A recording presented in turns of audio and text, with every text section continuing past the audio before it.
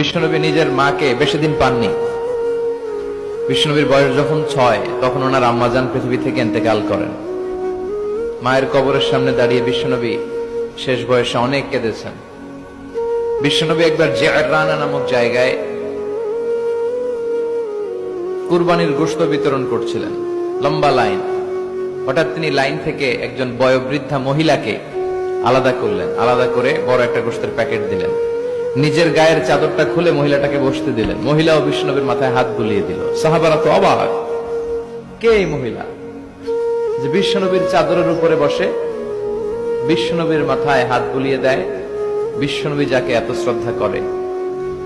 সাহাবারা বললেন, ইয়া রাসূলুল্লাহ মান হাযিহিল মারআ, এই নারীটাকে? বিশ্বনবী বললেন, এই নারীটা হচ্ছে আমার দুধমা হালিমা।